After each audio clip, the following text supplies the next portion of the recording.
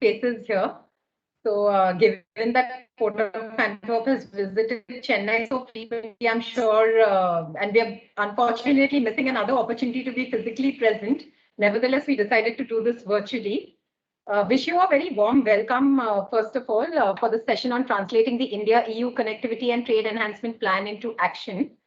We have organized this event against the backdrop of a high-level dialogue that took place on the 8th of May, an India-EU leaders meeting, which was attended by our Prime Minister and also the top heads of state of Europe and EU representatives. We have a very long standing relationship with the Madras Chamber. And before we begin this program, I would first like to request Mr. Srivats Ram to share a few opening remarks.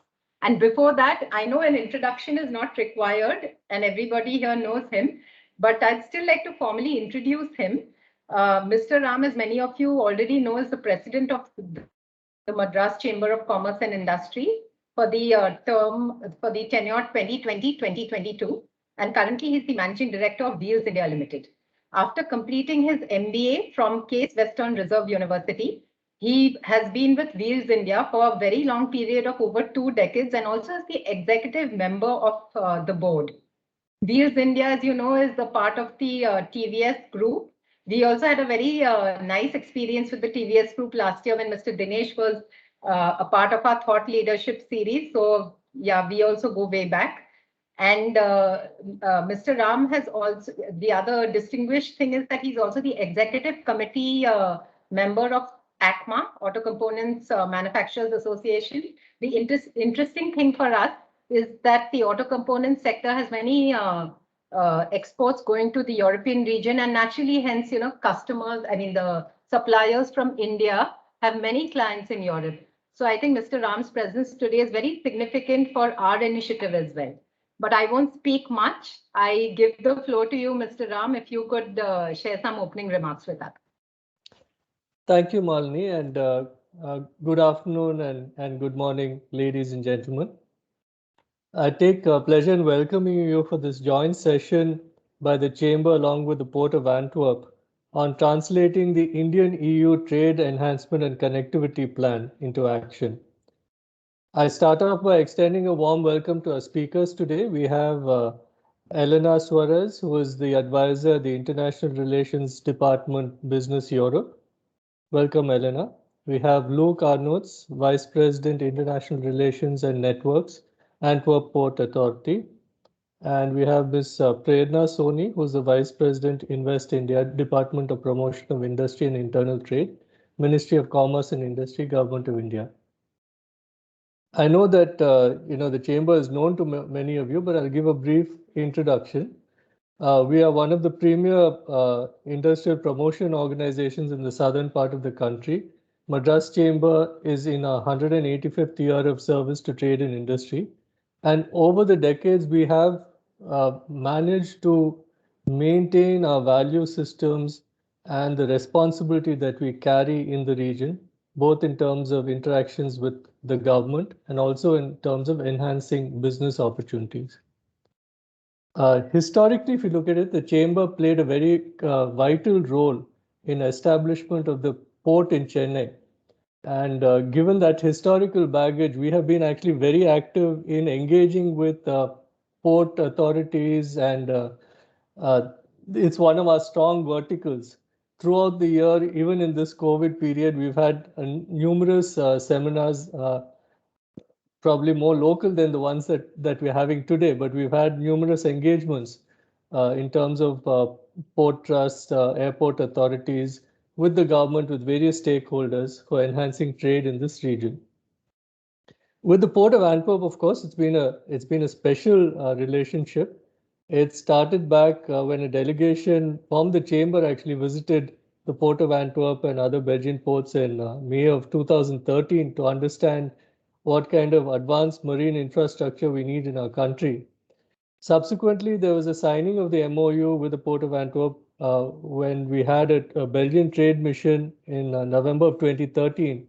And there were 300 companies and 30 officials who participated in this mission, which was presided over Her Royal Highness Princess Astrid of Belgium. representing His Majesty King Philip, King of Belgium. Mark Van Peel, then Port of Antwerp, and my predecessor, Mr. Shivaraman, President MCCI at that time, signed the agreement in the presence of Princess Astrid. On the occasion of the visit, we also, the Chamber, together with the Brussels Capital Region and the Belgian Construction Federation, organized a seminar on building marine infrastructure in southern India, which was attended by high-level delegates on both sides and focused on the question of the great economic significance. How can we build a world-class infrastructure that is able to result in growth and industry going forward? Last year, we joined hands on a 3-day training program, a virtual program in terms of the European distribution system, and some of our members took part in the training program. This particular session is being organized in the backdrop of, as Malini mentioned, the recently concluded India-EU strategic discussion, where the priority discussion was the connectivity between EU, India, and third countries and regions, including Africa, Central Asia, and the Indo-Pacific region, as an alternative to the One Belt, One Road initiative that has been started by China. EU are the leading foreign investor region in India, and the share of foreign investment inflows has more than doubled over the last decade. India launched the connectivity platform, which looks at deepening cooperation in transport, energy, digital, people-to-people contact by creating assets and capacities, not only in India and EU, but also with involving the third countries. The connectivity agreement, which would involve private sector to create assets in the Indo-Pacific region without burdening the third countries with debt. In the transport sector, the plans are to have also an aviation summit to build on some identified common goals and implement measures and actions to enhance the relationship in civil aviation. Further, to implement activities in railways focusing on standardization, decarbonization, digitalization, including signaling and traffic management. The connectivity is expected to guide the actions over the coming years, providing for joint efforts in creating a greener, more inclusive and prosperous future for EU, India, and in regions around the world. The Port of Antwerp, a strategic gateway for Europe, has always played a pivotal role in enhancing trade and can bring a leading role in translating this priority into action. We're happy to extend our support to bring in the necessary stakeholders to support this initiative. We have today experts who can address us on the highlights of the EU agreement and the role of the Port of Antwerp and India's role in strengthening trade relationships. So thank you once again and welcome all of you to this important session. Thank you, Mr. Ram. You've nicely set the tone for the start of the session.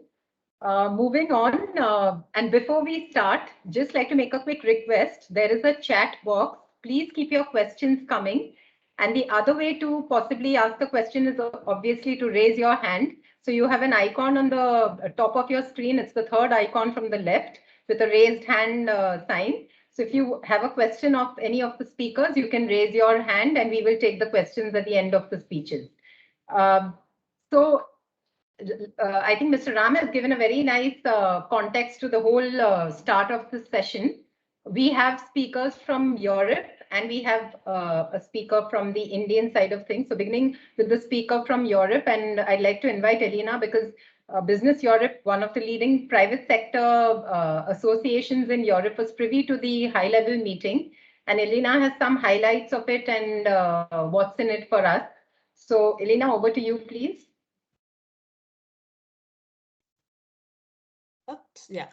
Hello, good morning to everyone and good afternoon in India.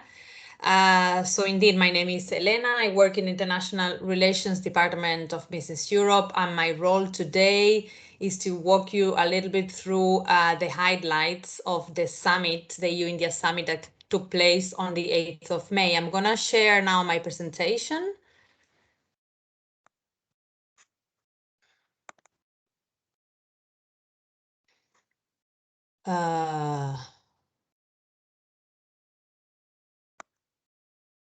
So now it's downloading. And it's there, right? Can you see it well? Yeah, we can see it. Yes. Yeah.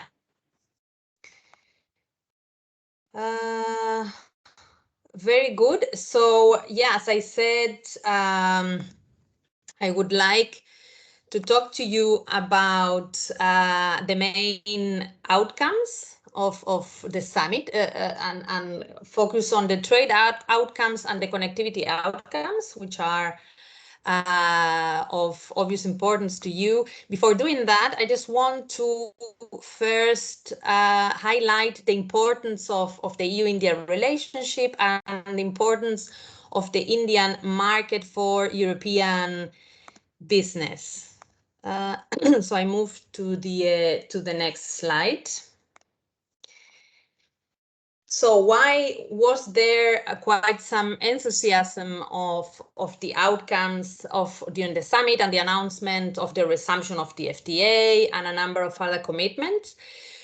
Yeah, there was indeed quite some enthusiasm because of the untapped potential of the Indian market and of the EU-India relationship. So India is the EU's 10th largest trading partner, despite of the size of India. So we are behind China, which accounts for 16%, the US for 15%, and the UK. And the EU, as you see on those figures, account only for 1.8% of EU total trade.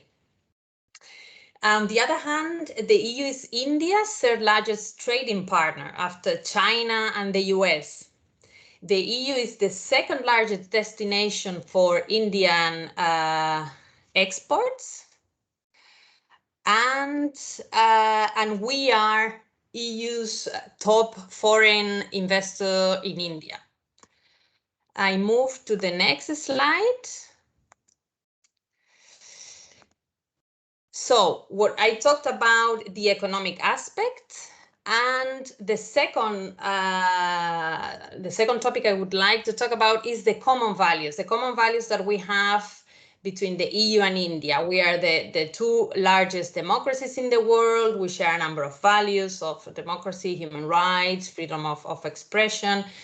And we have an interest to work together on issues of security, prosperity, sustainable development, and multilateral issues in a world that I think that both sides consider increasingly fragmented. And the third topic I wanted to mention on the importance of the relationship is about supply chain diversification. And I move to the next slide. Yeah. So after COVID, EU authorities and businesses are looking to diversify supply chains, to look for alternatives and not relying too much on one single market. And the main one is China in this case. And the latest tensions that the EU is having with China, you may have, of course, heard about the sanctions that both sides have imposed on each other, has reinforced this idea of the need of diversify our supply chains. Because there is awareness on the dependency on certain specific markets. And this is reflected also in the upcoming Indo-Pacific strategy of the EU. We hear that companies are looking to relocate outside of China, for example. The question is if they would go to India indeed, or if they would choose other countries in the region like Vietnam or Malaysia. So this is about a little bit the importance of the Indian market. And let me now go into the main outcomes of the summit. As I said before, indeed, there was some enthusiasm in the EU with the launch of resuming negotiations, launching an investment protection agreement and another separate agreement on the geographical indications. At the same time, I have to say that there was also some cautious optimism, given that, as you know, this is not the first time that both sides attempt to conclude negotiations that were not successful. As you know, negotiations started in stalled in 2013, and there was another attempt to resume negotiations in 2017 that were not successful.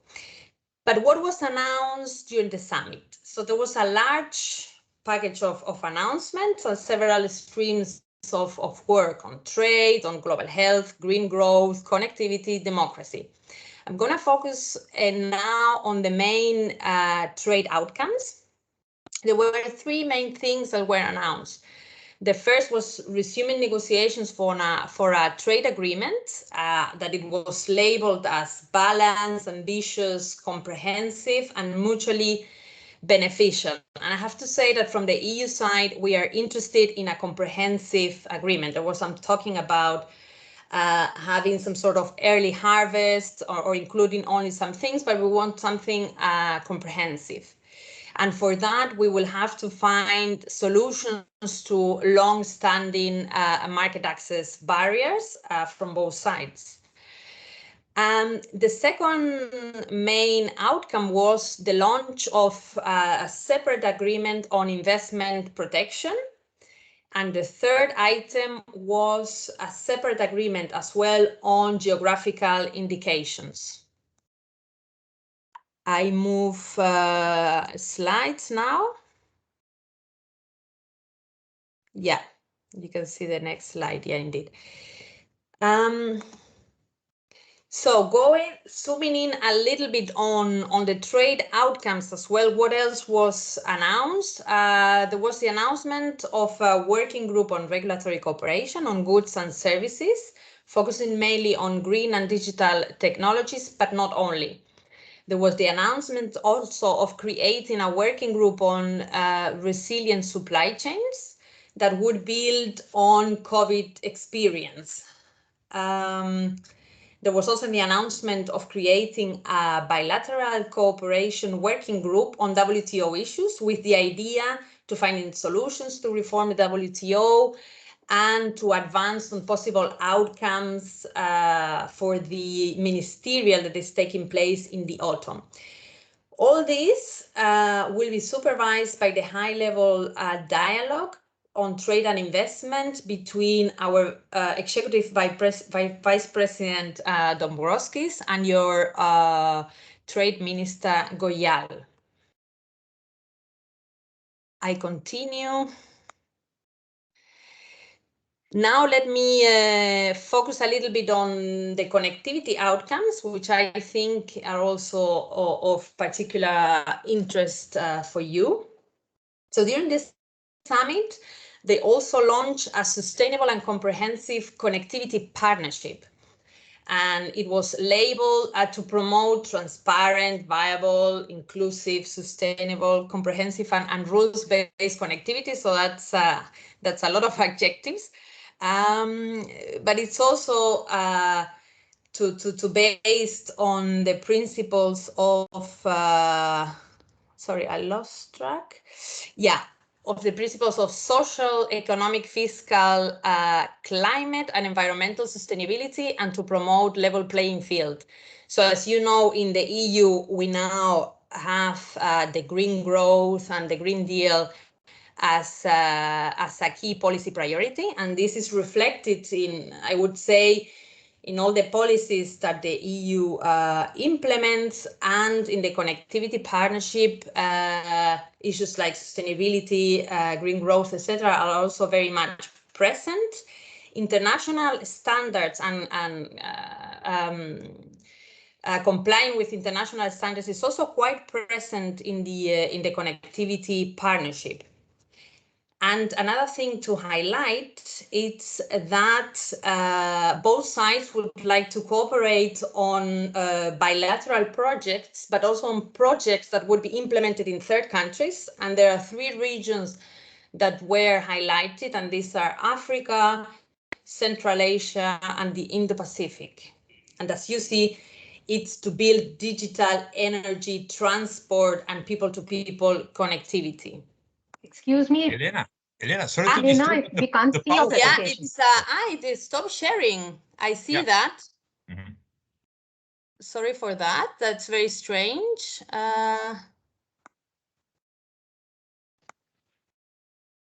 Okay, so I download again the copy. It's Yeah, we see it now. I don't know why that happened. Okay, so now you can see it. Yes. Sorry for that.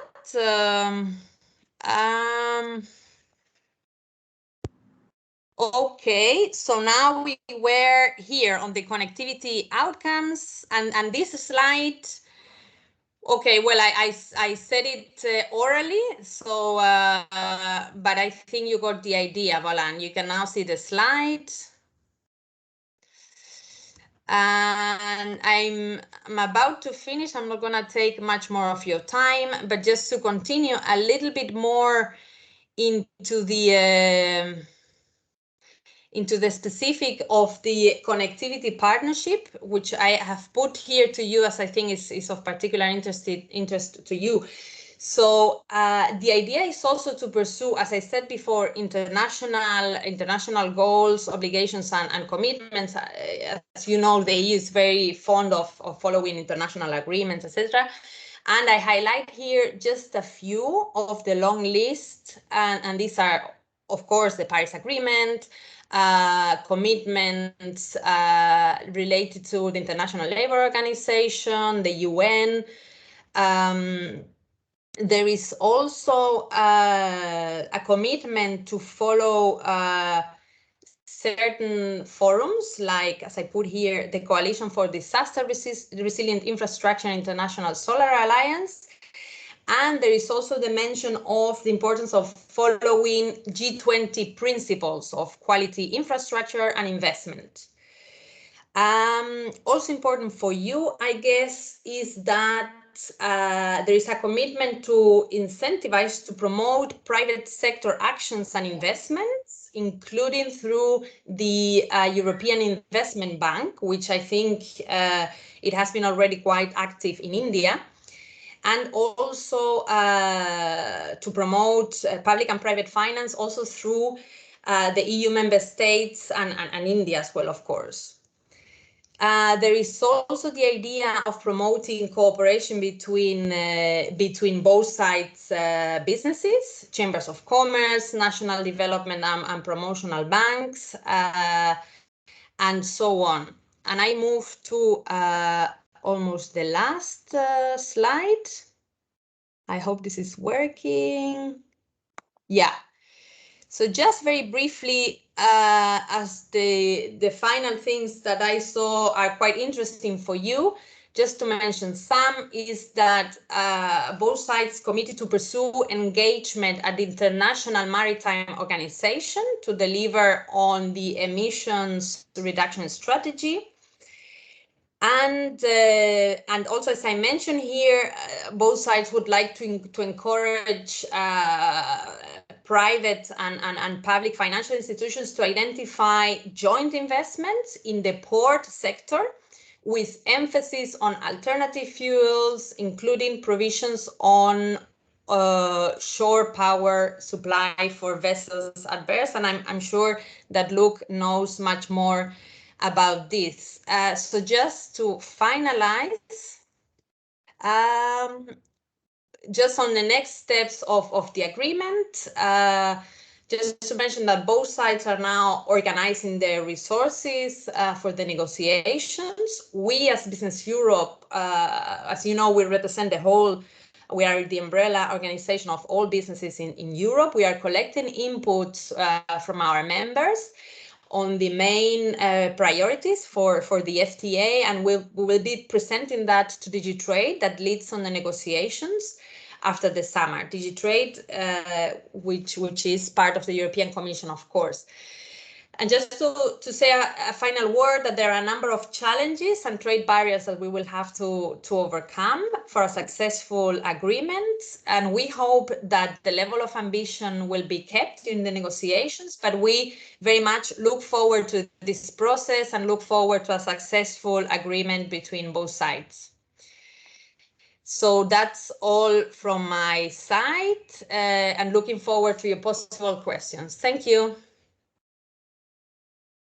Thank you, Elena.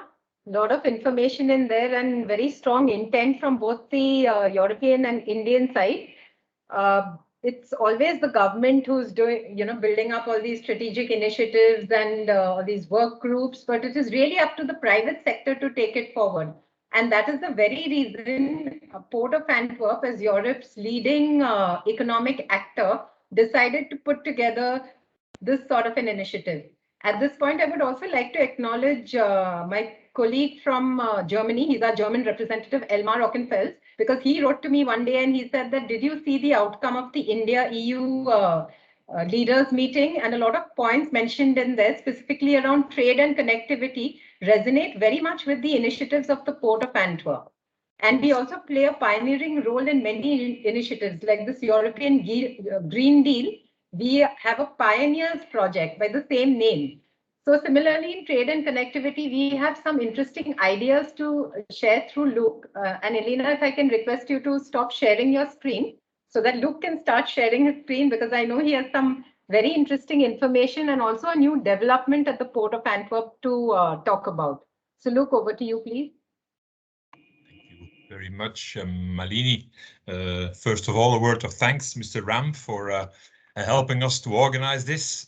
Fantastic to be back in Chennai. I just checked that I had the honor to visit Chennai 7 times in the last 10 years. So I count this as the 8th time. Although it's digital, it feels like I'm there. Mrs. Saraswati, I miss you. Huh? But it feels like we are close. Huh? Elena, thanks. Great introduction also to my speech, because you really gave and you pointed out some elements that are crucial for ports as well. I just wrote down disruptions and the need to diversify the supply chain, which you started with, something that is, of course, very close to our business as well. Then ports, by evidence, live from free trade.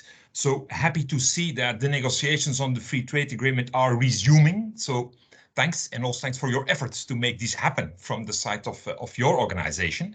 And a third thing I heard, and I love that one, is how partnerships are so much included in the whole deal. And that's a lesson we learned from, especially from the COVID period. We can't do it without partners. We can't do it on our own. So thank you for highlighting some elements that are for us also very crucial. Allow me to share my presentation now.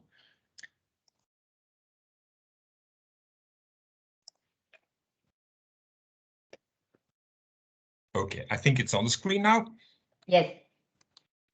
Okay. So I wanted to touch upon 3 things in the next 15 minutes. Something that some of you might have read is the merger that is about to happen between the Port of Antwerp and another Belgian port, the Port of Zeebrugge.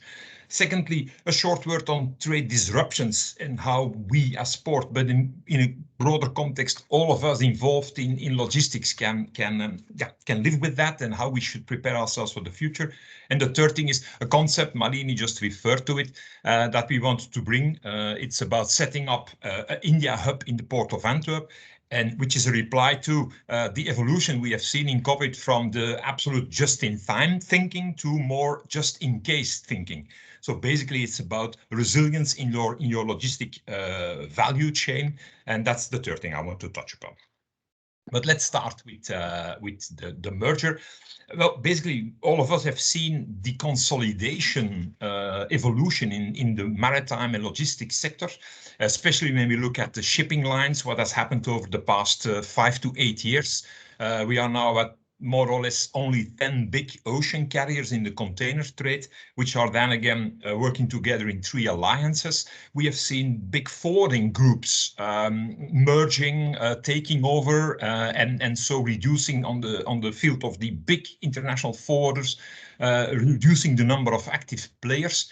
So what we are now seeing left and right is also port authority thinking about the need to build up more robustness, building more strength. And that's what is the idea behind the merger of the Port of Antwerp, which is the biggest Belgian port and the 2nd largest port in Europe, for those who are less familiar, and the Port of Zeebrugge, which is the 2nd largest port in Belgium.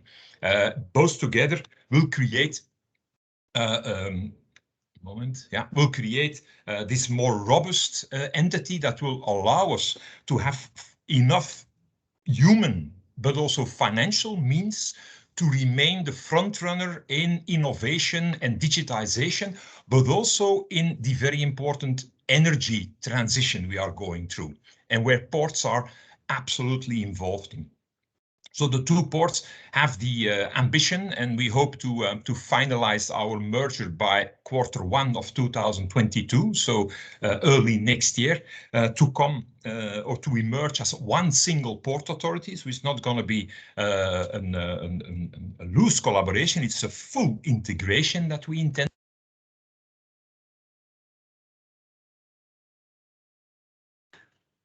Luke, you're muted. You need to unmute yourself.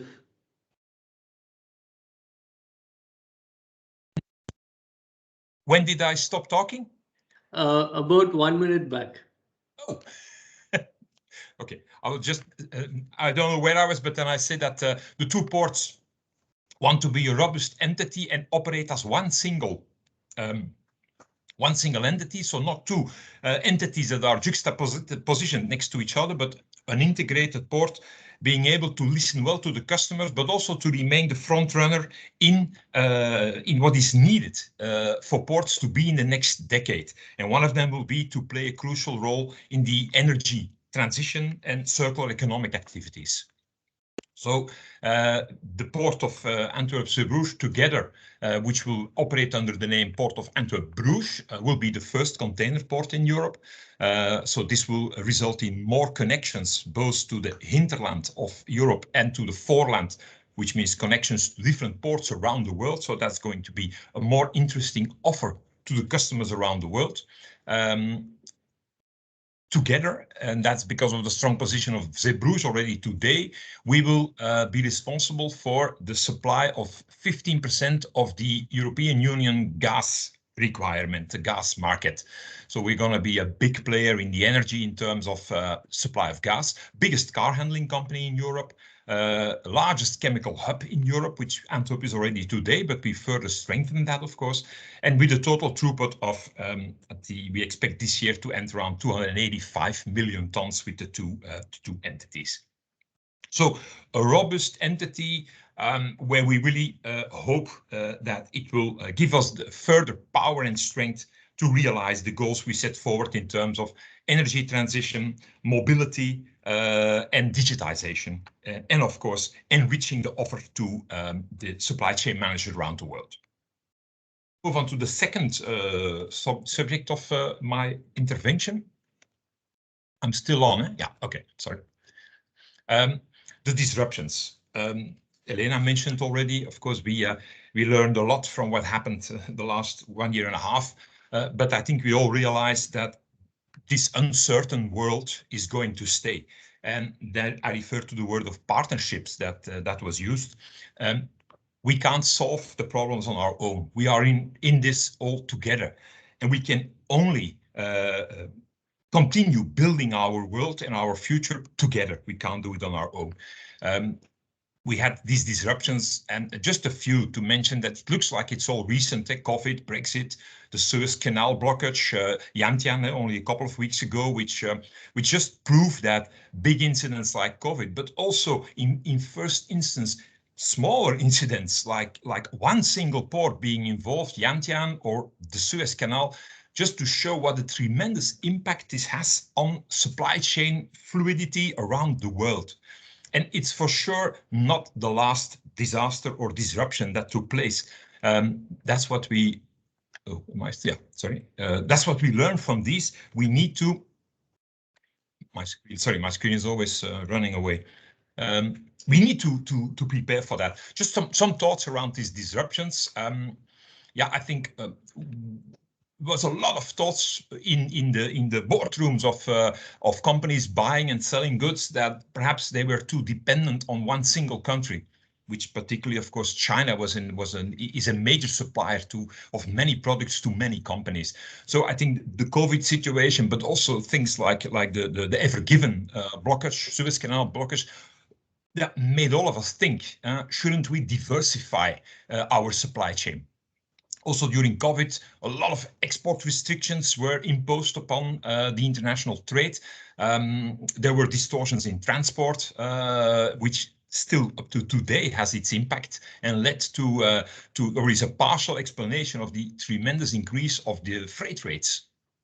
So this all made us all think, and what could be the future for supply chains?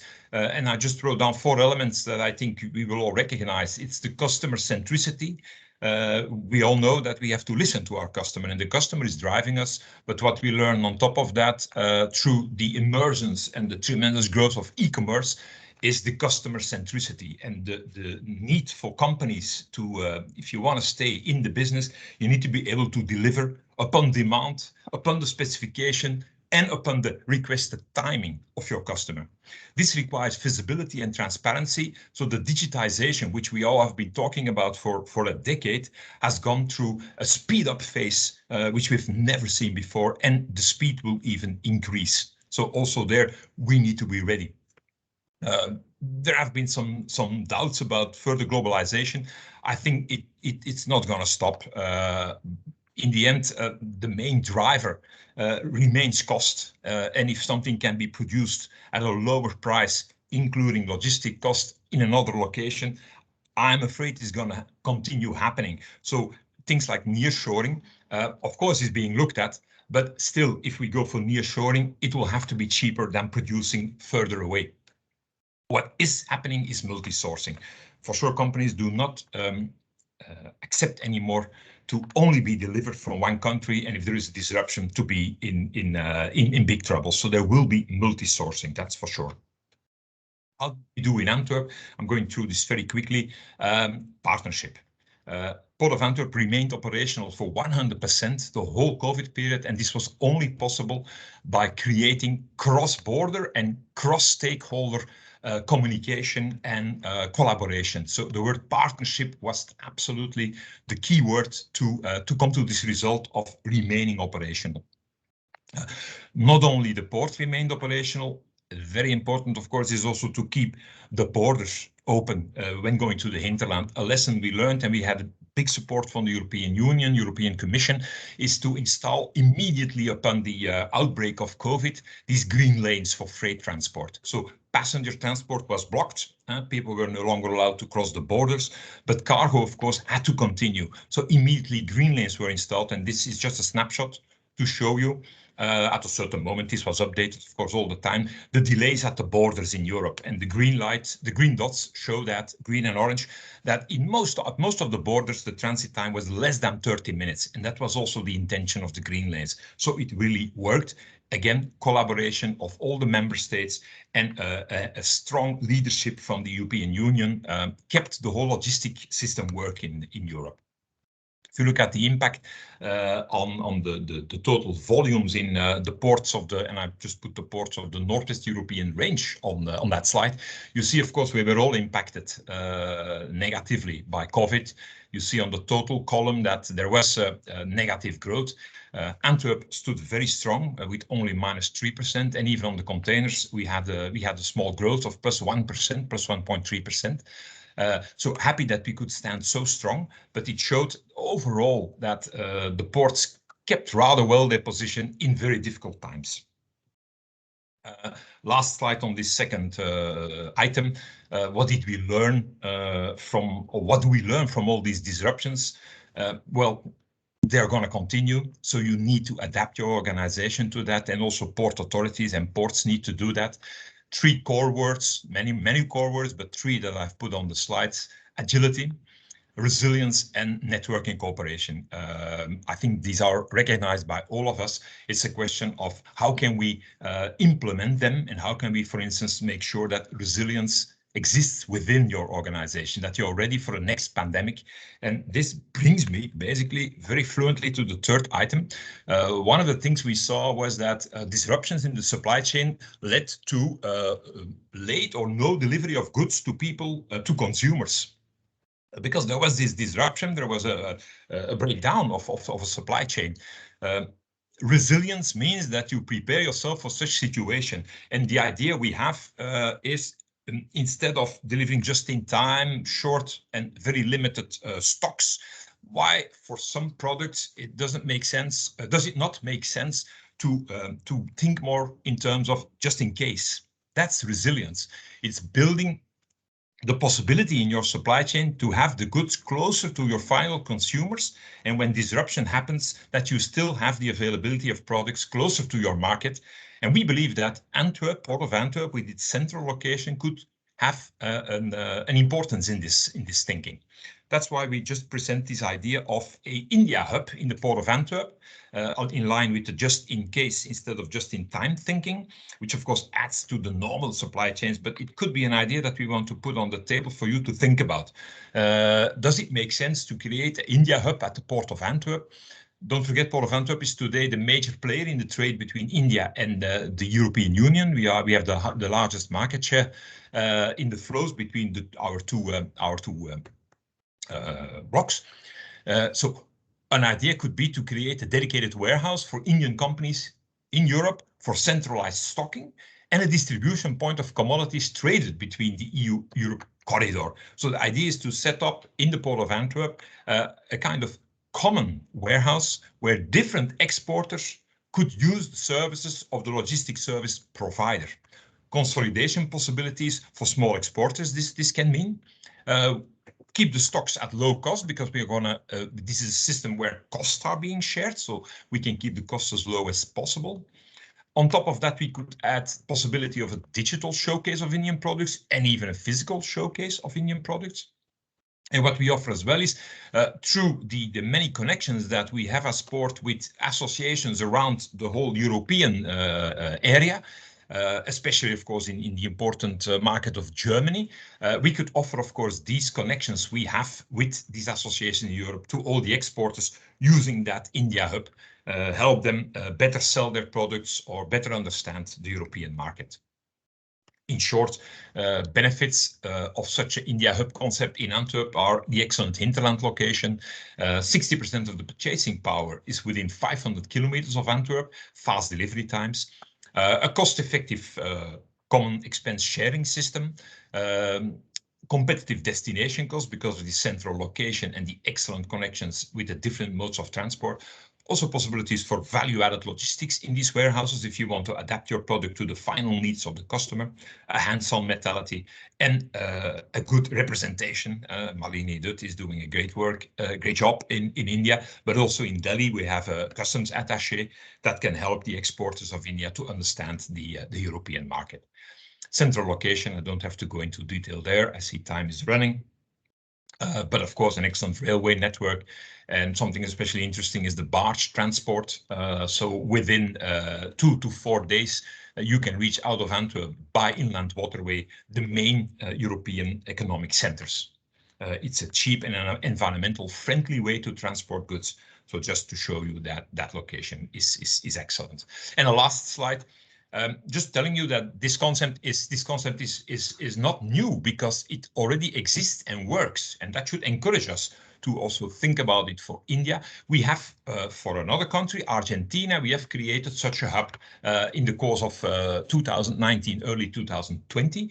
The Antwerp company, Antwerp Cold Stores, as the name says, it's specialized in storage of food and products under temperature-controlled conditions. They created the first EU hub for Argentine foods. So together with an Argentinian export association, they created the hub in Antwerp for goods to deliver much faster to the consumers in Europe. This concept already existed in Shanghai and Dubai, but it was the first time to set up such a central Argentina hub in the Port of Antwerp to deliver European customers in Europe. So that makes it interesting, and it works. So just to show you that the idea also is practically realizable. So we are absolutely looking forward to your reactions to this concept. Do not hesitate to give your comments now or later to me, to Malini. We are in a phase of investigating whether there is enough base to further work on this idea. We are also talking with Indian authorities to support us with this idea. But as said, we are looking forward to your reactions, of course, as well. And this is Malini, where I stop. I will stop sharing the screen and give the floor back to you. Indeed, we are looking forward to your reaction. But first, Prerna Soni from Invest India has joined us just in time. So welcome, Prerna. We've so far heard the Europe side of the story, but I think our audience is also interested in hearing about what's the Indian government doing, and specifically through your channel, Invest India, which is the government's foremost investment promotion agency, to make India factory for the world. So Prerna, over to you. I think you have a presentation as well. Yes, thank you so much, Malini. To introduce myself and my colleagues, I have Himani and Ayush with me as well. We represent Invest India, which is the National Investment Promotion and Facilitation Agency of the Government of India. Our focus is to get more and more investments in India from foreign investors and domestic investors, with the aim of making India one of the #1 destinations for investors and manufacturers. With that, I will quickly showcase my presentation. Just give me 1 second.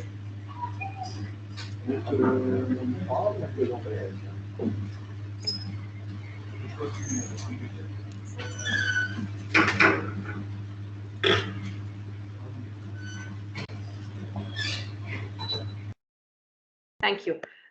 So when I get started, when I talk about why India, and when we talk about translating the India-EU trade enhancement, the connectivity, the first question that as Invest India is why India? Can I please request everyone to keep themselves on mute, please? Except Prerna, of course. Thank you. Go ahead. Go ahead. So the first question that we would want to address for everybody is why India? So India has been in the entire global ecosystem for a very long time, but there's now that the new buzzword of, India is the next place to be. There has to be a reason. What changed? The change that really came across is the transformation, and that transformation really happened because social, political, and economic reasons all worked together in coherence for the benefit of India. Sorry, there was a little bit of an issue. I hope my slides are still visible. No, we're still on the first slide. Yes, I'm just moving on. Right. So when we talk about this social, economic, and political transformation that has really happened in the country, that has made India one of the top markets across a lot of sectors. If you see my second slide now, you'd see we are the second largest smartphone market. We are the second largest steel producer in the world. We have the 4th largest oil refiner. I can go on so forth about all of these large numbers that India has been able to achieve. But the reason this has happened is because of the kind of transformation as a country that we are seeing in all aspects. I want to put the growth that India sees in a little bit more perspective. So the first trillion of our GDP in nominal terms was achieved in 63 years. If you look at the left chart that I'm talking about, first trillion happened in 63 years. The second trillion happened in 7 years. The third trillion happened in only 3 years. That is the acceleration of growth that we are seeing in the country. Even if we talk about it in cumulative FDI numbers, or how foreign investors are really looking at India, in 14 years from 2000 to 2014, we got 300 billion. The next 4 years saw 500 billion, and the last 2 years of 2018 to 2020, including the pandemic, saw 681 billion coming into the country.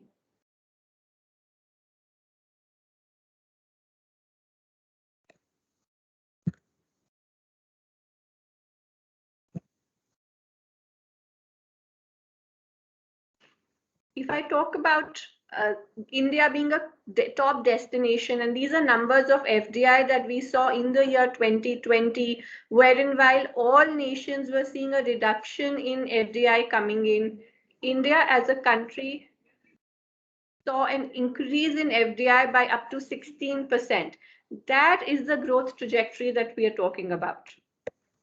If we talk about India, so as there's a lot of talk all over the world of China plus one, what we went and checked and what we wanted to really understand is where does India stand with respect to a lot of other countries. There's a lot of talk that if people move out of China, they'd go to a Vietnam, they would go to a Thailand, which we understand and appreciate. And of course, the one thing that India has, which works in its favor as against a lot of countries, is the scale that we can produce.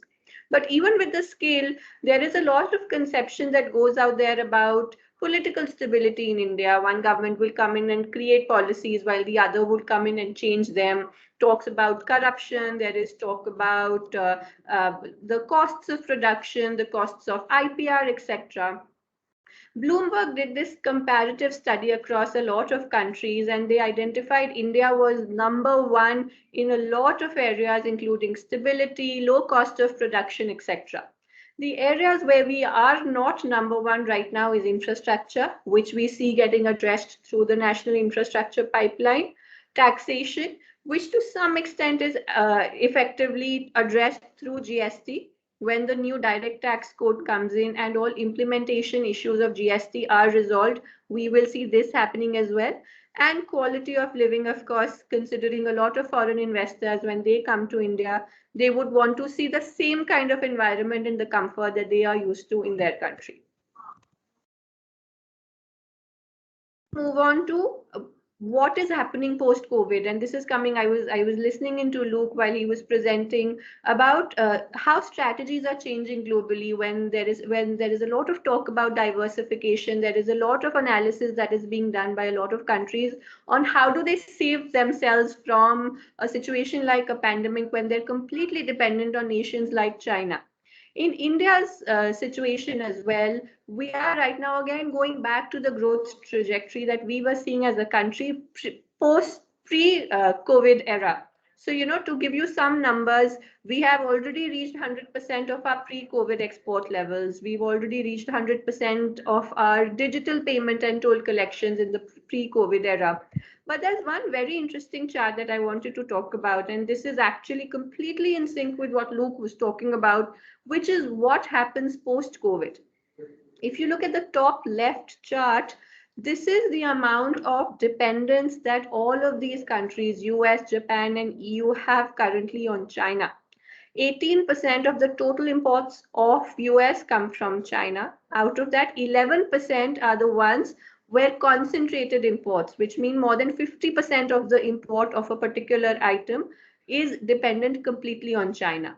For Japan, it is 23% to 16.3% being concentrated, and for EU, 20.4%, out of which 12.9% is concentrated, more than 50% dependence on a country like China. If you look at the bottom right, this is how concentration and the importance of China has changed over a period of time. In 2001, China was one of the countries from which all the other countries were importing. But till 2018, China's come to the center. It's become the hub of all imports, of maximum imports happening across the nation. This was because China was providing just-in-time availability of products. As and when a requirement was there, China would make it available. Things have, of course, changed completely post two big scenarios that happened in the world.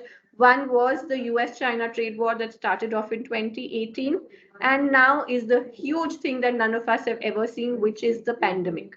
With both of these together, currently there is a scenario change wherein people would want to move away from just in time to just in case.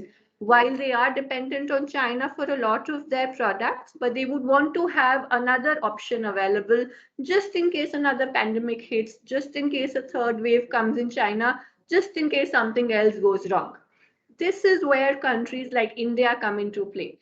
This is where we, who have been lacking behind in becoming a manufacturing ecosystem, come into picture. Now I want to talk about what as a nation we're doing. Now I would want to rewind a little and go back to the year 2014 when the entire Make in India campaign was launched. The idea at that time was that India's GDP has manufacturing percentage of only 16%. That was the scenario in 2014. The target was to increase the scenario, increase the manufacturing percentage in the GDP to at least 25%. What were the ideas or the initiatives that the government took? The first idea was Make in India, wherein we opened up our doors, we allowed FDI to happen, we allowed more partnerships and JVs to happen. We looked at better IPR guidelines and regulations to attract more and more investments to happen in India, more and more manufacturing to happen in India. The best case scenario of this is mobile phones. At one point in time, India had only in 2014, when we were talking about electronics being the new oil problem, India had only 2 mobile factories which were manufacturing in India. Honestly, they were also not manufacturing, just doing assembly. Today, we are sitting in a situation where we have 216 mobile phone manufacturing companies within the country, who, along with looking at assembly, are doing production of smaller components, and over a period of time, they have started looking at the bigger components for mobile phone as well. We all know the stories of Foxconn and Samsung who have come to the world. The next thing, of course, in mobile is fabrication manufacturing, which we will also eventually see in the country. The next aspect, which is something that we have recently seen, and I think COVID has given us a lot of learnings, is that of Atmanirbhar Bharat. The idea is to have more and more implementation of manufacturing within the country to, one, make Indian manufacturers globally competitive, to curb low and cheap import coming into the country, and third, to become a part of the larger supply chain ecosystem all over the world. With that, what India also did was look at production-linked incentives. Now, I already spoke about the mobile phone story, but that is one very successful area where India did provide production-linked incentives and various other incentives, along with ease of doing business, along with having policies which were competitive with the world. Uttar Pradesh, as a matter of fact, is one great example wherein they have a mobile phone manufacturing policy which is competitive with countries like Taiwan. We are not looking at states competing with each other, rather looking at a corporate federalism system wherein states become competitive with the world. If I talk about this, and I won't really go into sectors, but there is a thought process for every individual sector. So, to give you an example about automobiles and auto components. If we look back a little, we already have a large ecosystem for auto and auto component export. However, we are not competitive in the world with respect to prices, which is why this PLI makes a lot of sense. If we talk about textiles, India holds more than 20% of the textile export for the world. The one place where we lack is man-made fiber. That's why this PLI has been brought in. If we talk about steel, as a matter of fact, India is one of the largest, I think the second or the third largest manufacturer of steel. We don't have expertise in certain areas such as specialty steel. That is why this PLI came into picture. Now, the idea of a production-linked incentive is that 3 to 4%, it averages actually between 2 to 5% of the total production value will be incentivized and given by the government.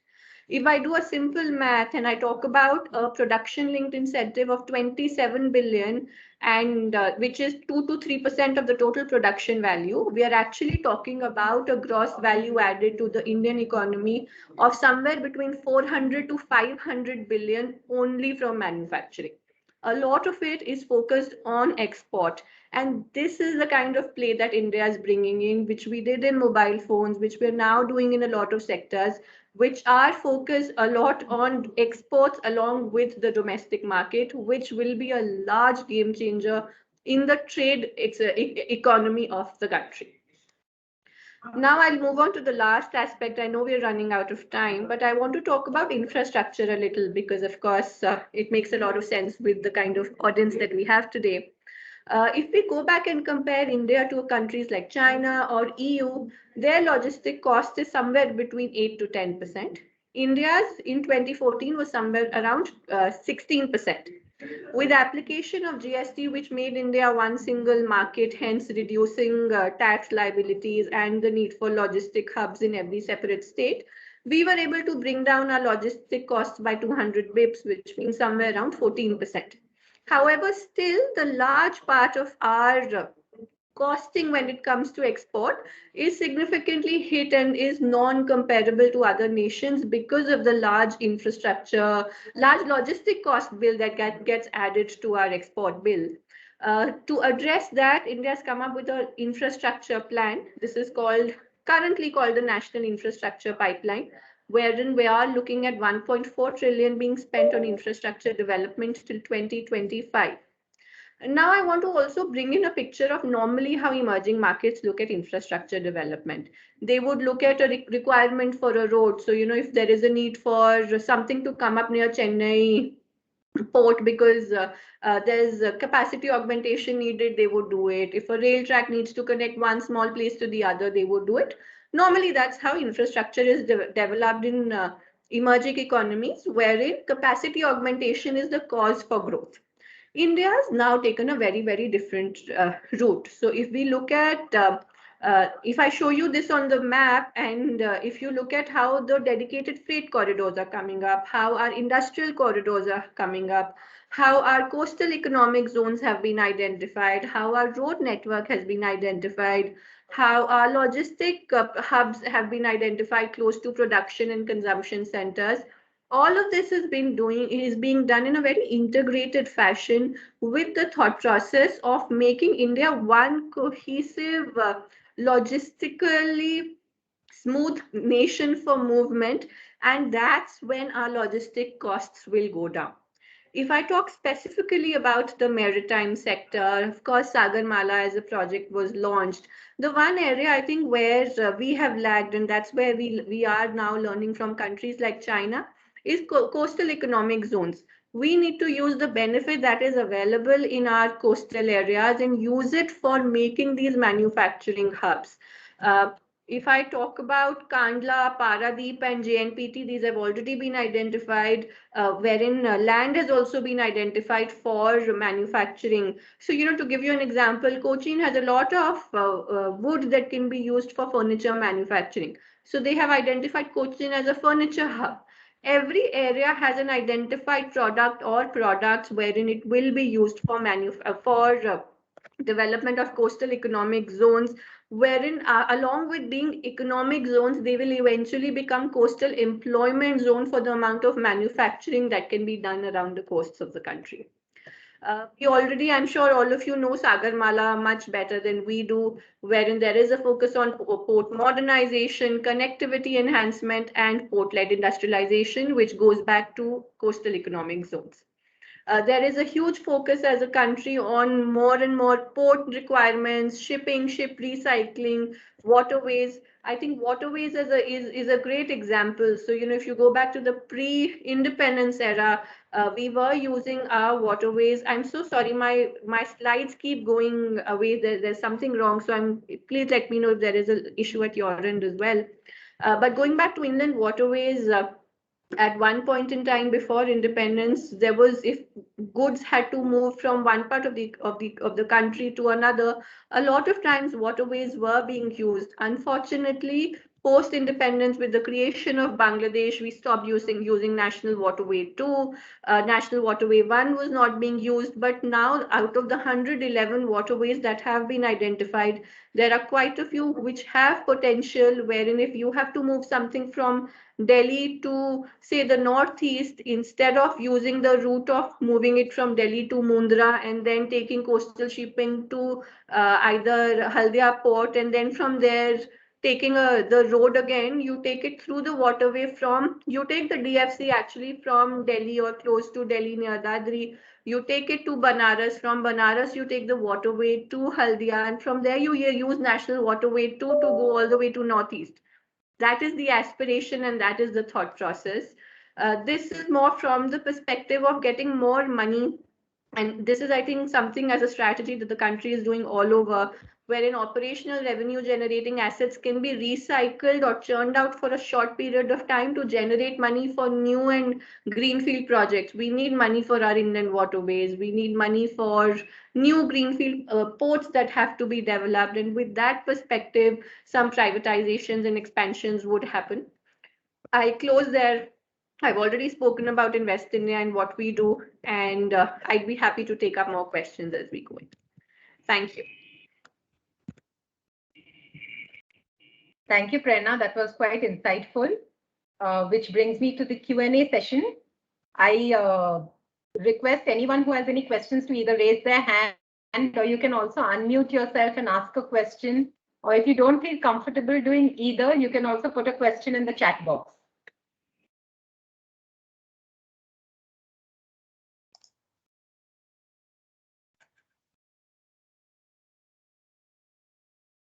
Luke, you have raised your hand. I want to break the ice. Then the other questions will follow. I've got Go ahead. A question, something also quite recently in the press. Ms. Soni, enhancing competitiveness of Indian products made in India. But we have a concern around the world on greenhouse gas emissions.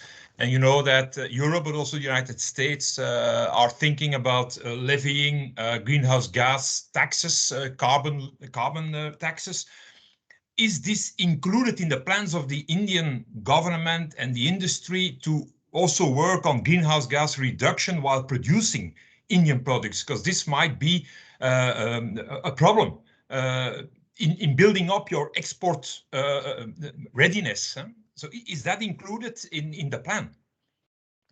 Sure, Luke. So I can probably answer the question in three aspects. So the first aspect is, as a country which is looking at manufacturing, you will never be able to get away with greenhouse emissions, but there is a way to address it.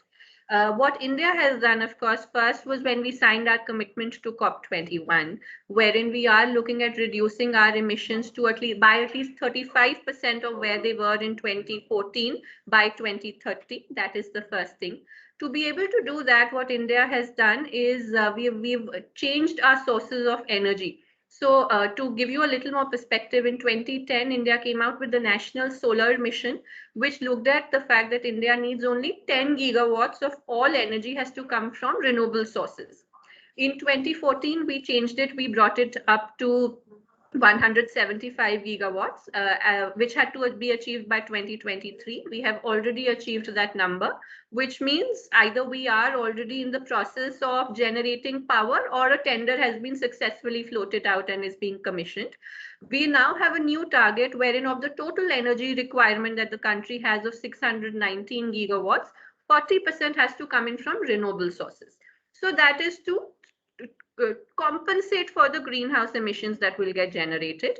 But on the second aspect, that what we are trying to do is that earlier India had red zones for manufacturing spread all over the country. So, you know, you would have a red zone within the vicinity of people across the nation. But now what is happening with the generation and development of industrial zones is that certain red zones have already been demarcated, which are not very close to natural resources that we have, which are not very close to inhabitation centers or cities that we might have.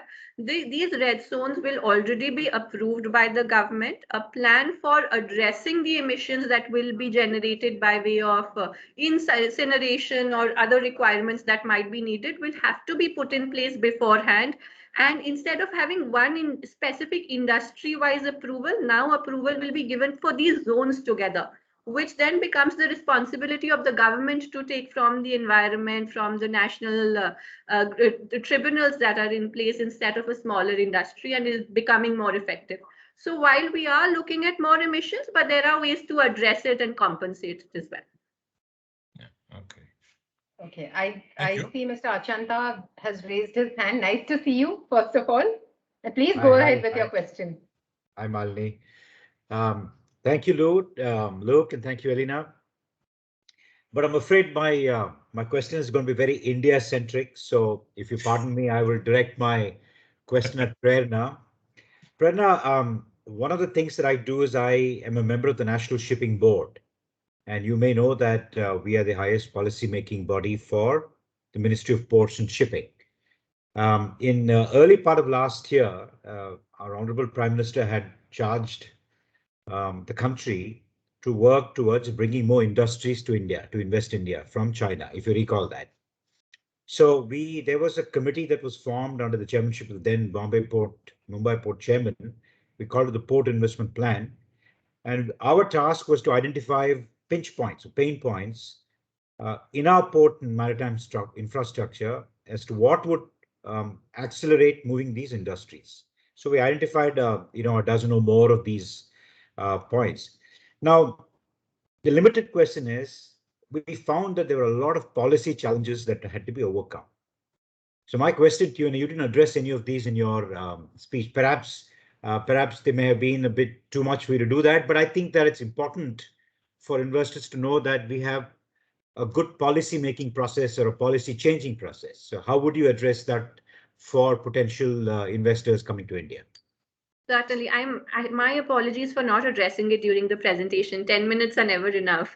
But I think one of the pillars that we do take care of, along with targeting and facilitating investors, is to work on policy. So the way we work on this is, anytime for newer sectors and policy has to come in place, we actually work with the relevant department or ministry to look at global scenario, to look at global best practices, to hold stakeholder consultations to understand how a policy should really be made in a country, and we work on it. Second, of course, is a lot of policies that already exist need to be revamped. We know more than 7,000 laws were repealed from the laws of Indian books because they were obsolete, as a matter of fact. But still, for a lot of industry-focused requirements, certain laws need to be changed. So if, I might really be putting myself in a corner here and throwing myself under the bus by bringing up TAMP. But we know TAMP is an issue which a lot of ports have faced in the country, which is why the major ports bill was looking at addressing tariff. There is a lot of work that happens on a lot of policies wherein we help the government in understanding what the rest of the world is doing. We do look at understanding how any policy will have a financial or social or economic impact on the Indian government, on how they should really address policy change. We do a lot of industry stakeholder consultation to really understand how the industry feels about any particular policy change, and this is how we've been supporting the government in a significant amount of policy amendments and creations. Thank you. Malini, may I ask a short follow-up question on her remark to Luke? Sure, go ahead. Yeah. So, Prerna, the biggest issue we face in India is we don't have tariff stability. So TAMP has to go. It is going, and we all applaud it. So, Luke, how does the Port of Antwerp guarantee tariff stability to potential customers coming in through the port, or do you have a variable policy? Just to be sure I understand well, are you referring to taxation of goods? No, the tariff for your ports service. that will encourage people to ship through your ports. In our country, we have variable tariffs which keep changing all the time. So we don't have stability. We don't know what it's actually going to cost us in the short term or in the long term. Yeah, okay. Well, basically, of course, it's a free market, but what is the big advantage of the situation in Antwerp? There are a lot of players in each segment, and that's the role that we play as port authorities, to make sure that we don't end up in monopolies or oligopolies in our port. So there are more than 1,000 companies active. There are 6 container terminals, 3 big ones, 3 smaller ones, but there are 6 container terminals. There are 12 break bulk terminals.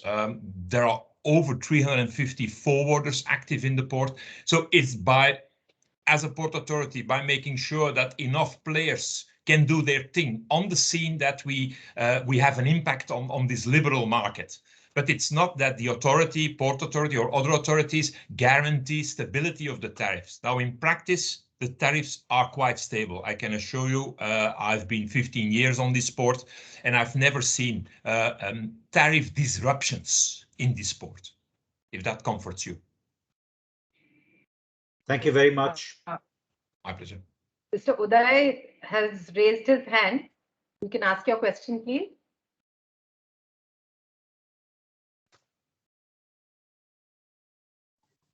Thanks, Malini. Hi, Luke, how are you? Thank you. So good to see you. Okay, my question is to you, Luke. Probably you will have to lean back on Prerna. She was mentioning on the coastal economic zones. So those are specific developmental area which the government of India is proposing for all the port-related landlocked places in our country. Has there been any kind of a discussion for POA with the GOI, Government of India, with regards to this? Because there are relevant strengths for POA, say a steel sector or a chemical sector or a food processing sector. You guys are pioneers already. Have you people touch base with our government in setting up these zones? Like Prerna mentioned, Cochin is identified for furniture. Similarly, we in this part of southern India, we have 3 ports and there are 2 CEZs already identified. That's my last understanding based on the CEZ notification. So has there been any progress? Because that will give a lot of impetus for business activities, port activities and whatnot. Luke. Very easy for me. Very easy for me. I pass on this question to Malini. Isn't that fantastic? Short answer is yes. And elaborate answer is yes, we have been in discussions. In fact, we have been talking. I mean, we were also introduced by the port and shipping minister back then, but he also had an independent responsibility of chemicals minister Manvia to Paradeep port, and they were looking at this PCPIR concept. And also Mr. Gowda, who had visited the port back then, used to be the chemical minister, had some discussions with us. So we are very much looking at the PCPIR concept, given that we have a robust chemical cluster back in Antwerp as well, and there are discussions going on. So very much interested. And of course, the philosophy of, I know your question is around whether we will invest in projects here. The question then comes is, would the cargo flows from India go to Europe via the port of Antwerp? And if the answer is yes, we are always interested in looking at a project for investment here.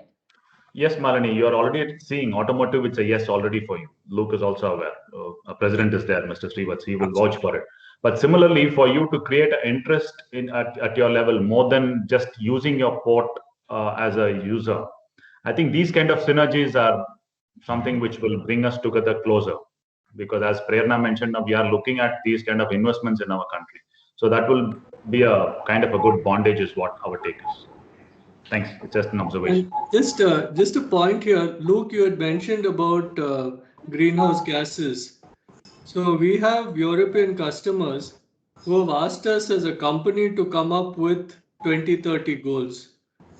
So a lot of European customers actually approaching their strategic suppliers and ensuring that they align with that.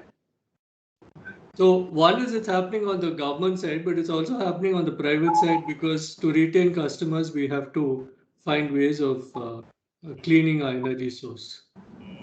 I'm very, very glad to hear this, because it's a bit of a concern. It's a bit of a concern for us as ports. We live from international trade, and it would be a pity that we end up in like closing down markets, be it US market or EU market. So it's important that, I think it's important that these regulations and the EU Green Deal is a fantastic initiative, and it will help the planet. I'm convinced of that. But it should also be realistic for other regions to answer to the requirements that are set on the European market. So it's good that we stay into a dialogue, because it would be a pity if this all ends up by continents falling back on themselves. That would be a bad thing. I don't know, Elena, if you want to comment on this thing, because I think it's something crucial. Europe wants to remain an open continent, I hope.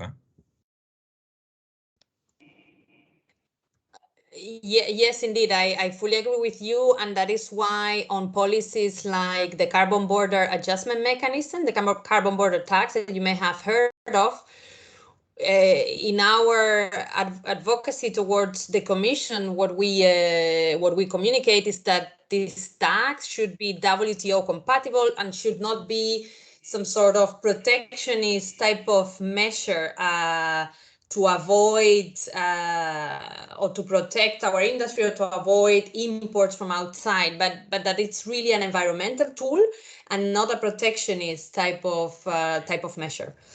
So that is on the carbon border adjustment mechanism. But of course, there is the whole Green Deal package, the EU climate law, what is called the Fit for 55, a lot of regulations that are coming up to be ready by 2050, to be carbon neutral by 2050. So there is a lot that is going on. We are monitoring all that. We support the Commission with the Green Deal. But of course, we also tell the Commission that they need to give us time to adapt to all these policies that are coming up as well. Thank you. I see Mr. Krishnan has raised his hand for quite some time now. Mr. Krishnan? Yes, thank you, Malini. My question is to Elena. You gave a wonderful insight on this agreements. The two issues that I would like some clarification is, how has Brexit changed the contours of the current negotiation on the Indo-EU agreement? And two, are there going to be transit treaties? Because for India, a traditional market is the UK. So would this agreement would also look at some transit treaty, especially look with short shipping services and other things into Britain? How is it going to be addressed in this agreement? Thank you.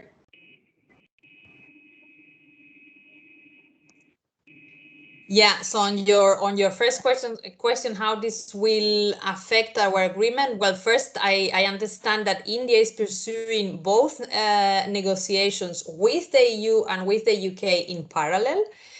I know that since the UK is now out, they are very strong in manufacturing certain spirits, and I think it's whiskey, if I'm not mistaken, which has very high duties in India, and this was one of the classic market access barriers that impeded the negotiations from being concluded during the last times. It was very high duties from the Indian side on wines and spirits and on automotives, that they go up to 150%, and we consider as prohibited type of duties.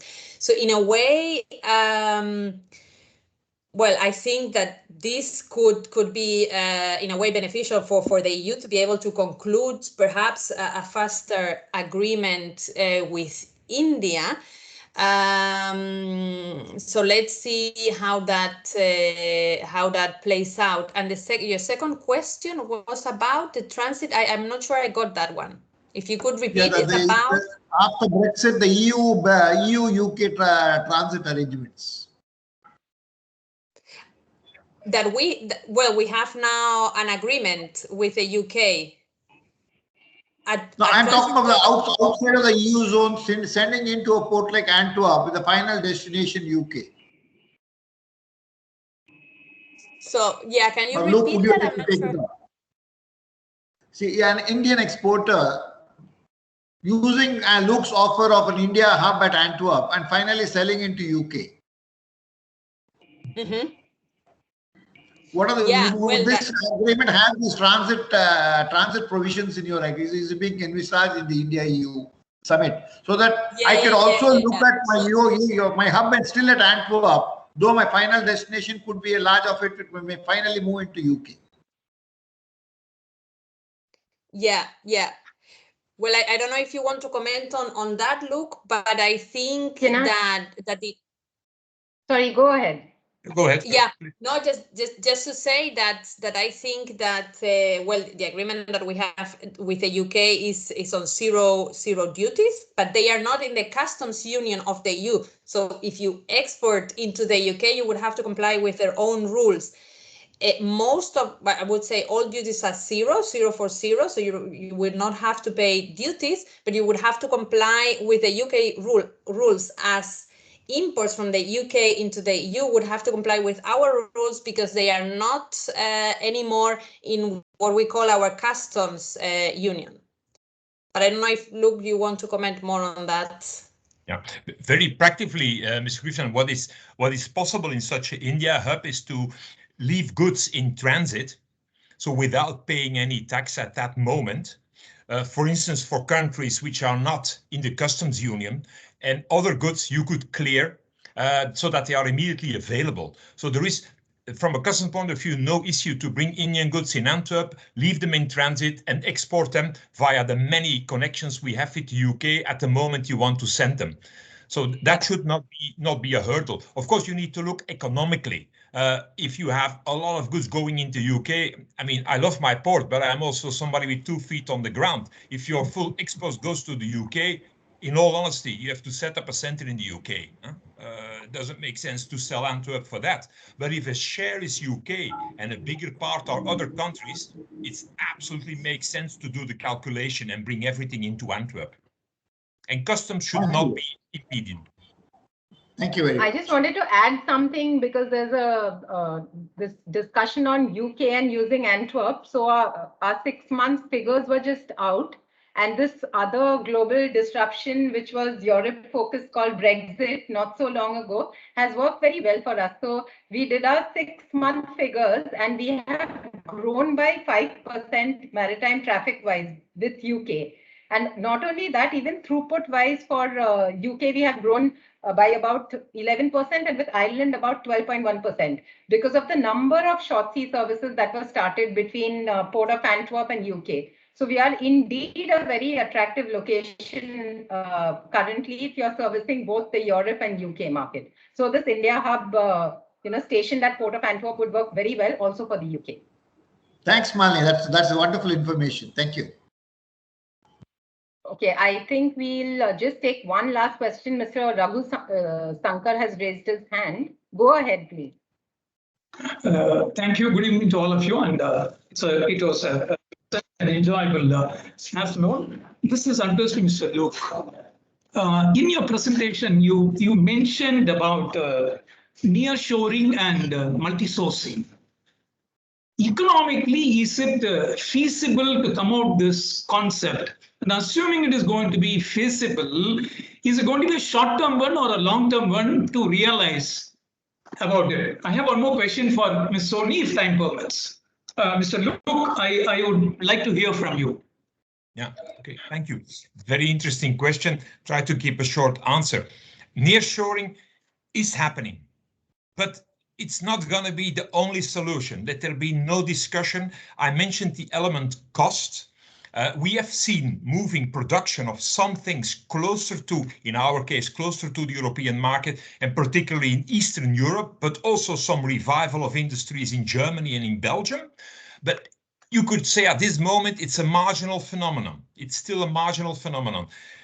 Because of course it takes time for companies to reorganize, but also it takes time to study the whole supply chain and the supply chain costs. So my answer is yes, it will be part of a totality of measures that companies are taking to make their supply chain more resilient. So a part of it. Another part will be using other means of transport. Could be rail transport. Could be a combination of air freight and sea freight. Could be a combination of many countries of sourcing. So nearshoring will only be one, because in the end, the cost calculation will guide here. I hope that answers a bit what you mean. Thank you. It does answer. And Ms. Soni, I have an observation to make. You made a fantastic presentation, undoubtedly, yes. The problem is when concept to commissioning, we take a lot of time in India. I mean, there are political reasons, economic reasons, zonal reasons for it. Is there a way of shrinking this concept to commissioning so that we present ourselves as a better country globally? You know, we talk about the 5-year, 10-year. This is not the way it should be. Is there government thinking in these lines that you should be shortening the entire gestation period? Thank you so much for the brilliant question. And I think this is one of the areas where we address and we understand that there is a concern. So I'll tell you, when we look at the FDI coming into the country and we talk about 62 billion coming, we did analyze that more than 50% of this money is actually institutional money, which means private equity, sovereign pension. Now, this money comes in operational assets. And I know I'm giving a slightly longish answer, but I just want to help you understand the perspective from which I'm coming from. So when this money comes in, that means, this is an operational asset. This is not something which has to be generated, or it's not a greenfield project. Even there, we realize that there is significant amount of slowness in the system. There are significant number of approvals that are needed. And the second aspect is, of course, greenfield, wherein you might need land acquisition, you might need environmental clearance. Now, there are two solutions which are being put in place. The first one is something that has been spoken about for a very long time, but was never implemented, which is a single window. If I need approval, all the approvals have to come from one place at one time. This is something which is now being implemented. A lot of work has already happened at the central government level on this. The idea is to get in state governments involved as well, so that irrespective of which state you are in, which project you're talking about, all those approvals are taken at one place. The second big problem which comes for infrastructure projects in particular is the fact that you need land and environment. The now rule that has been put in place is the fact that at least 90% of the land has to be acquired in advance, and more than 80% of environmental clearance has to be made available in advance. Even then, what was realized over a period of time that the remaining 10% or the 20% will cause a problem. Now the solution for that is that the remaining part, if there is a problem that comes in the future, will be removed from the scope of work of the tender which has already been given. So you finish the 90% work for which you were brought in. The 10%, if it is a concern, the government will remove it, which will reduce the kind of timeline it takes from conceptualizing to actual completion. In addition, I think contract implementation is overall something where, as a country, there is amount of work that needs to be done. There is a committee that has been set up under the Ministry of Finance to understand that, when we're talking about contract implementation, what are the limitations that come in place, what all needs to be addressed, so that the time that you're talking about is actually brought down significantly. Of course, aspects like Pragati and the project monitoring group, which the Prime Minister himself looks at, are there, which make sure that the large infrastructure projects which get stalled because of land acquisition, labor issues, or anything else can be addressed at the central or the state level as soon as possible. I hope, Mr. Sankar, I could give you some perspective of how the government is trying to address it. Thank you so much. Yeah, good afternoon, Prerna. This is Chandran from L&T. And when I was about to ask, you were really touched upon. I'm glad that you talked about infrastructure, because any development, and yesterday minister's note for improving the exports of from 293 billion to last year to 400 billion was the news in the paper today.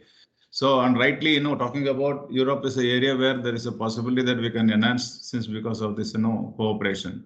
But coming to the infrastructure, as you said, 10% is not given in the last end of the project. It is given in bits and pieces. Therefore, what happens? The contractor gets stuck, and the dispute resolution takes a lot of time. So that is the process where we have to do very fast. Otherwise, the government loses money. If the contractor is losing money, he has to bring in from other project only, and you are supposed to become L1. Then only give the project. Then where from you will give him the money? Then he has to go to the bank. He has to become a non-performing agency. So that is the area. I think it's a good session where if you can take up at whatever position and level it is through Niti Aayog or something. I am talking in any of the forum, same thing, because if the contractor suffers, the government suffers. The life cycle cost of the project is enhanced. So ultimately, that's the problem. Certainly, Mr. Chandran, we'd also want to understand specific projects where you're facing this issue, because we would then work within the government to make sure that. We are facing on NHA projects, MORTH projects, any infrastructure projects. See, for example, you said 10% land is not given. 10% land may be in the part of the adjacent area of a river bank. Yes. So what happens that you can't connect the bridge, for example. If that bridge is not connected, your payment for the entire stretch is not paid. Not that, whatever you do, the particular portion is not paid, because it goes on a milestones. So the cash flow is stuck because of that. And further, we are not able to proceed further also. It's a big problem, so that whatever speed you are talking in infrastructure development by 2025, definitely this will be a big bottleneck, because the scale, what you said, we have done it in 3 years, last trillions of works, last so many years of work, we have done it in 3 years. If you have to maintain that speed, these decisions have to be very quick and fast. That's my request. Certainly. So, Mr. Chandran, we'll actually take your email ID. My team will contact you for the specific projects that you're talking about. We will pick them up with NHI and make sure here at least your concerns are addressed, because under the Bharatmala policy, there is a clear, crisp idea to remove the project from the 10% from the scope of work if there's a concern.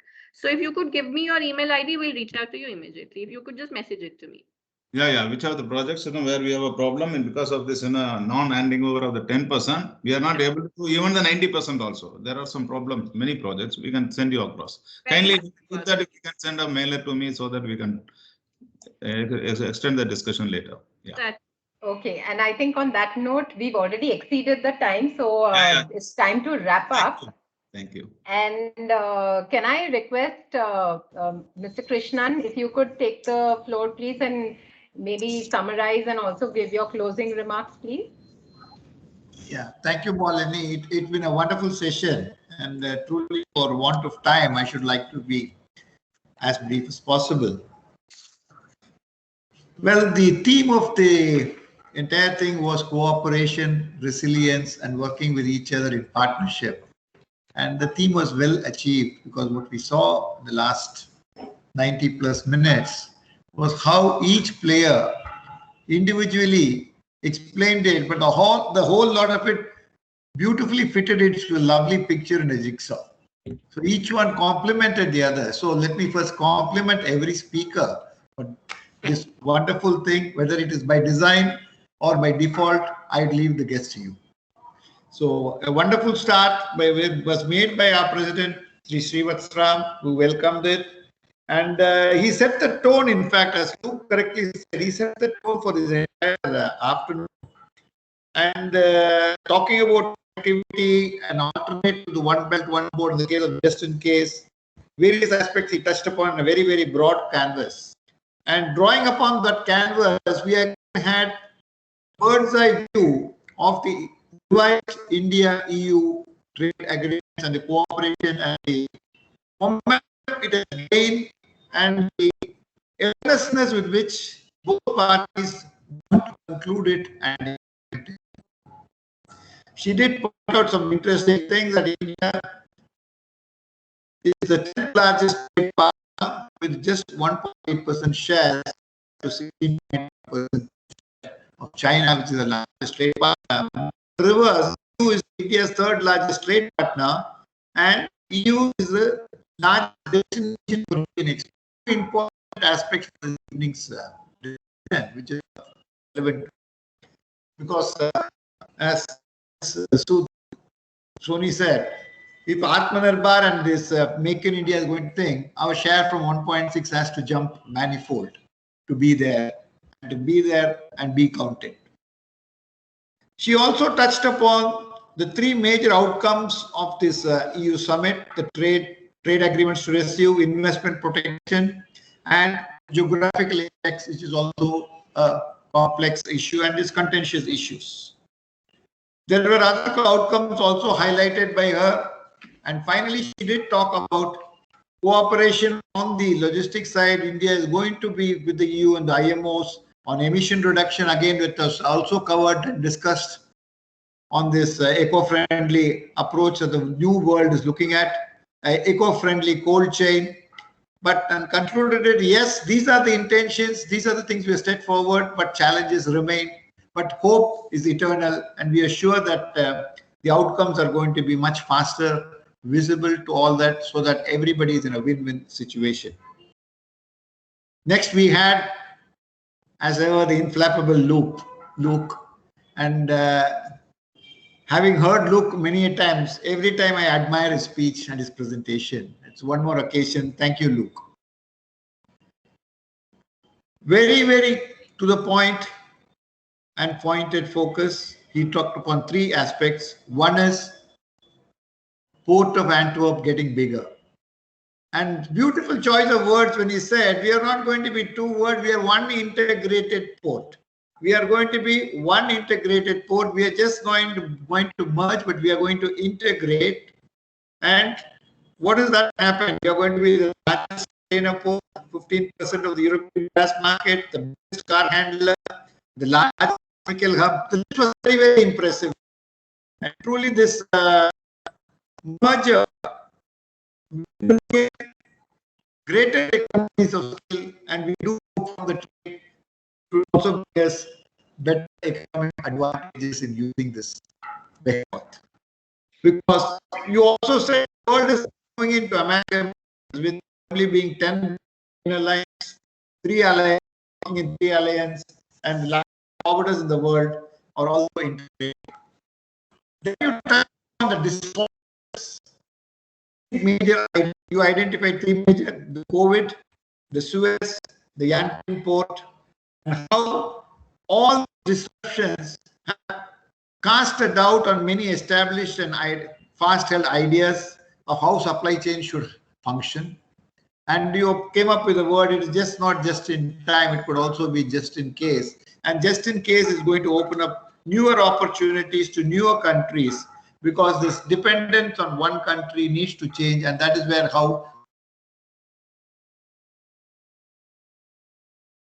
India is definitely a much better, much more reliable alternative, not only in the democratic front and on the human rights fronts, but also in the ease of doing business that we are witnessing in the last few years.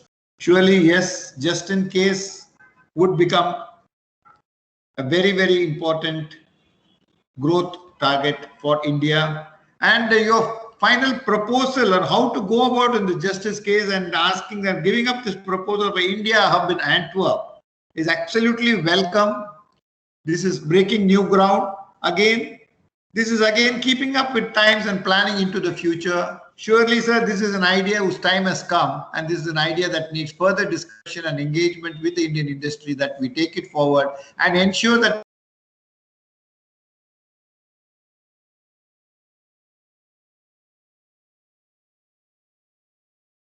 it.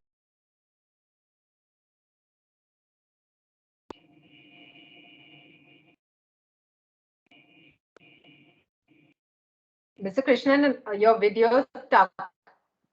I think you switch off your video. The network is not good.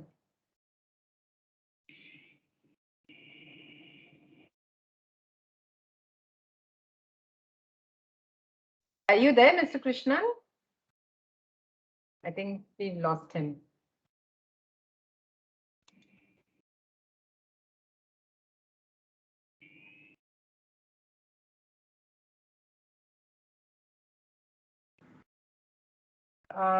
Saraswati, ma'am, are you? Yeah, I'm there. I thought he was almost summing up, coming to the end. So I would only want to say it's a wonderful program.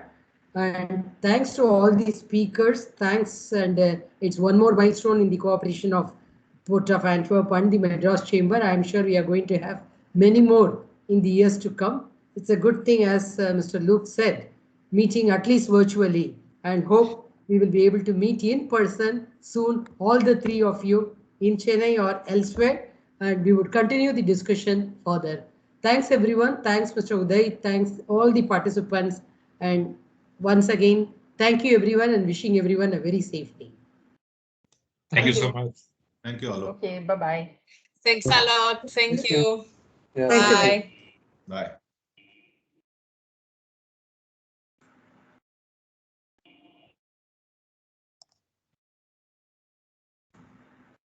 Mr. Krishnan, sorry we lost you and I had to fill in the blanks. Understand his Wi-Fi crashed, so he had to. He just called me on the other line.